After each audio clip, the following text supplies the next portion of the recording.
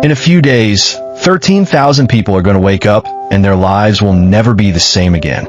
Not lottery rich, not bonus rich, generational rich. The kind of rich where your grandkids are still living off a decision you made years ago. And the wildest part of this story isn't who's getting rich. It's that for the first time in history, there might actually be a seat in that room for someone like you. My name is Marcus, and I want to tell you exactly how this machine works before the door closes again. Here's what's actually happening right now, because this is not a rumor anymore. SpaceX is going public. After 15 years of Elon Musk swearing he would never do it, the paperwork is filed. The ticker is locked in, SpaceX on the NASDAQ. The price is set at $135 a share. The trading debut is days away. And the valuation they're going public at is $1.75 trillion. Trillion with a T. $1.75 trillion is more than the entire GDP of Australia. It is a single company that builds rockets worth more than most nations on Earth. This is the biggest IPO in the history of the planet. Not the biggest this year, the biggest ever. The previous record was Saudi Aramco in 2019, which raised $29.4 billion. SpaceX isn't edging past that record. It is more than doubling it. Now, let's talk about the 13,000 people, because this number is not an exaggeration. It is close to a literal head count. These are people who made a decision years ago that most people around them thought was questionable. Taking equity instead of a bigger paycheck. Picture a senior engineer who showed up in 2010, took the stock options instead of the bigger salary at Boeing. Just held on. That person is now on paper worth somewhere around $4 million. That is the median outcome for someone who showed up early and just didn't quit. There are people who walked onto that factory floor making less than they could have made somewhere safer, who are now worth more than the doctors and lawyers their parents wanted them to become. SpaceX's president, Gwynne Shotwell, employee number 11, joined in 2002, is sitting on a stake worth over $1 billion. One of the early directors is reportedly looking at something in the neighborhood of $70 billion. That is not a typo. I did not stutter. Roughly twice a year, it runs what's called a tender offer. The company organizes a buyback where employees get to sell a chunk of their shares at a set price. A pressure release valve. It let people who'd been there for years actually touch some of that paper wealth without the company ever having to go public. End of 2024, $350 billion. Summer of 2025, $400 billion. End of 2025, $800 billion. Early 2026, $1.25 trillion. IPO target now, $1.75 trillion. In roughly 18 months, this company went from $350 billion to $1.75 trillion. It multiplied by 5 in a year and a half. Every single time that number jumped, somebody on the inside got to sell some shares at the new higher price. That is not an accident. That is the machine working exactly as designed. Now let me show you why this pattern matters, because history here is almost suspiciously consistent. Google 2004. IPO at $85 a share. First day close, $100, up 18%. The in-house massage therapist who'd taken some equity instead of a bigger paycheck became a multimillionaire. The company chef, same thing. The next time someone tells you equity is just monopoly money, think about that. Voice over match. Amazon went public in 1997 at $18 a share. A $10,000 investment at that IPO grew to something like $16 million. A company that for years Wall Street openly mocked for never turning a profit, for plowing every dollar back into growth, for refusing to play the quarterly earnings game. Sound familiar? Tesla Musk's other company went public in 2010 at $17 a share and turned a $10,000 investment into roughly $2.6 million about 12 years later. The track record of betting against this specific person's companies is, let's say, not great. SpaceX is reserving 30% of this offering for regular retail investors, not hedge funds, not Goldman Sachs's best clients. Regular people with regular brokerage accounts. 3 times the usual carve-out. Available through Charles Schwab, Fidelity, Robinhood, SoFi, and E-Trade. The door is cracked open. There are exactly 4 ways a regular person can get a piece of this. 3 of them you've probably half heard of. The 4th one, the one that's actually wide open to you with $100 and a phone almost nobody is talking about. And I'm saving it for last.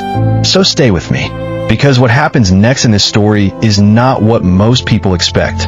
And the people most likely to lose money on this aren't the skeptics. They're the people who love this company the most. Before I tell you how to get in, I need to make sure you understand what you'd actually be buying. Because the single most expensive mistake you can make here is buying something you love without understanding what it costs. Here's what makes SpaceX special, and it's not actually the rockets. In 2025, SpaceX accounted for roughly half of every single orbital launch on the entire planet.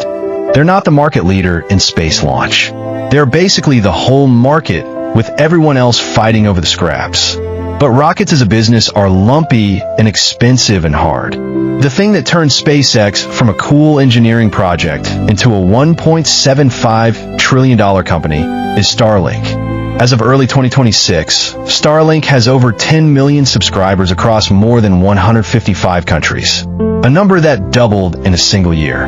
It pulled in around $11.4 billion in revenue in 2025, up roughly 50%, and it's profitable, with adjusted margins north of 60%. Do you understand how rare that is?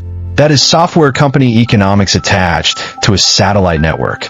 They're selling internet to cruise ships at $34,000 a year per vessel. Airlines for around $300,000 per aircraft.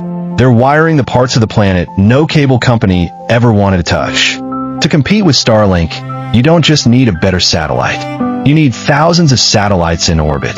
Their competitors have to go rent rockets, frequently from SpaceX itself, which is a little like having to buy your bricks from the guy you're trying to outbuild.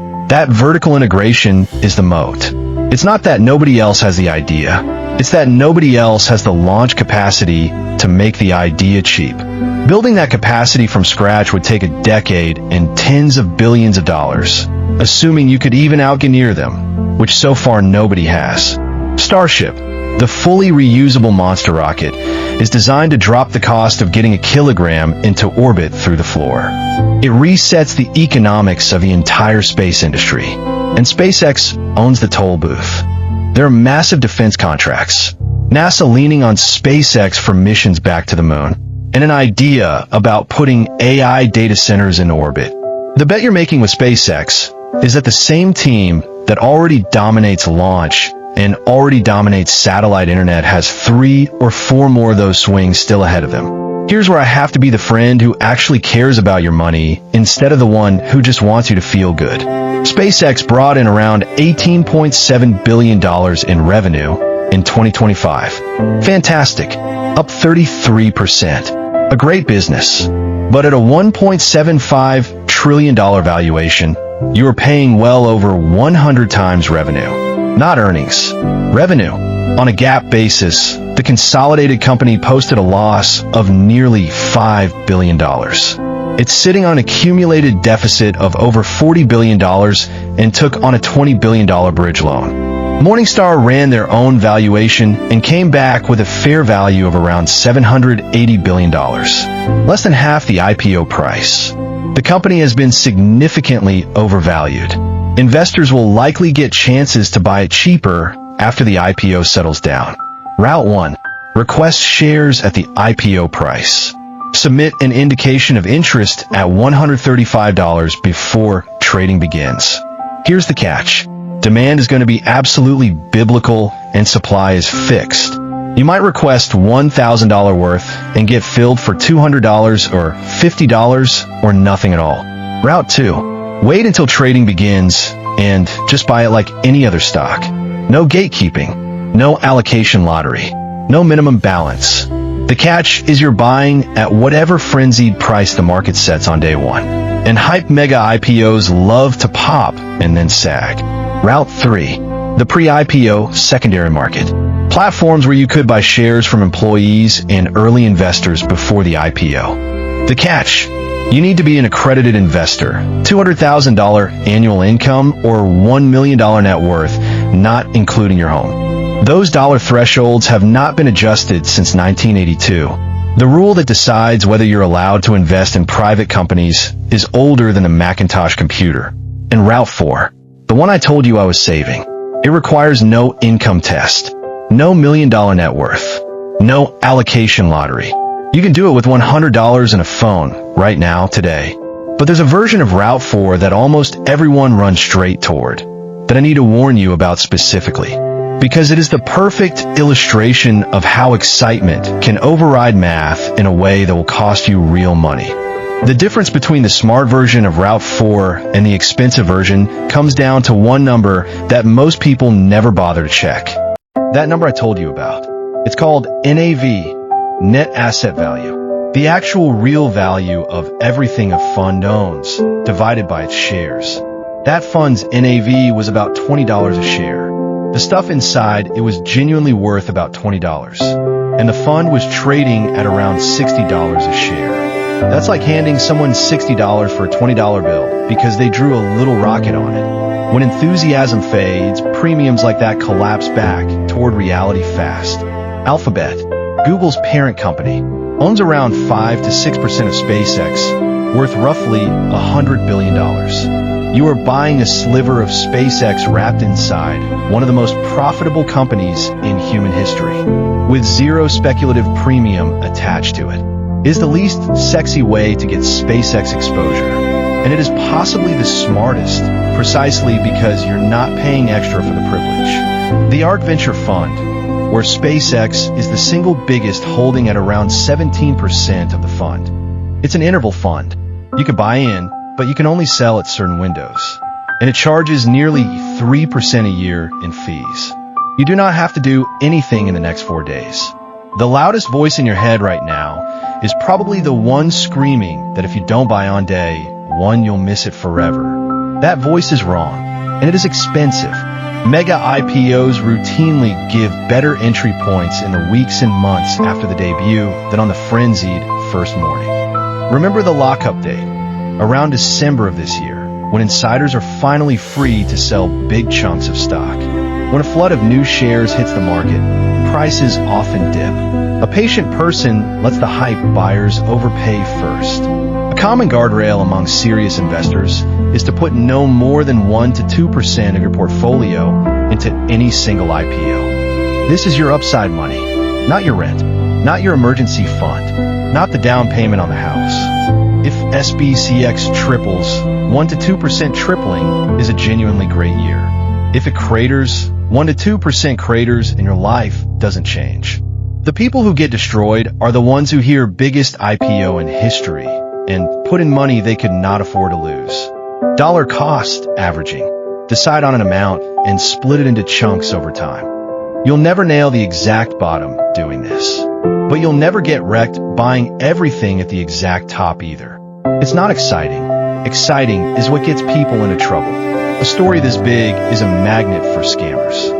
The internet fills up with people offering exclusive pre-IPO shares, tokenized crypto versions, private deals with markups buried in the fine print. If someone slides into your messages with an unsolicited SpaceX offer, the answer is no. Fear of missing out is the single easiest emotion in the world to pickpocket. I only have a couple $100. This is for rich people. You could buy a fractional share, $20 worth, if your brokerage does fractional shares, which most now do. The idea that you need to be wealthy to own a piece of this is exactly the outdated assumption this IPO is breaking. If I can only put in a small amount, what's the point? The point is never to get rich tomorrow. It's to get exposure to a genuine long-term winner and then leave it alone.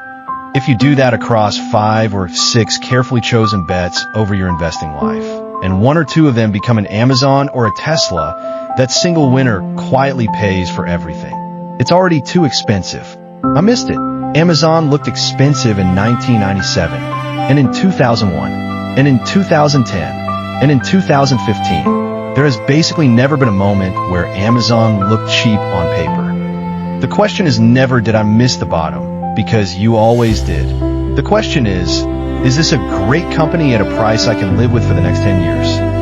Are thousands of people about to get rich off SpaceX? Yes. Unambiguously yes. For basically your entire investing life, the door to a wealth event like this has been bolted shut. What's genuinely different this time is that the door is measurably cracked open. 30% reserved for retail. 5 mainstream brokerages. Funds you can buy with $100 and a phone. Walking through that door wisely is its own skill. Resisting the day one frenzy. Paying a fair price. Sizing the bet so a loss is survivable and a win is meaningful. The opportunity being open to you and you being ready to use it. Those are two completely different things. And the second one is the one actually worth getting good at.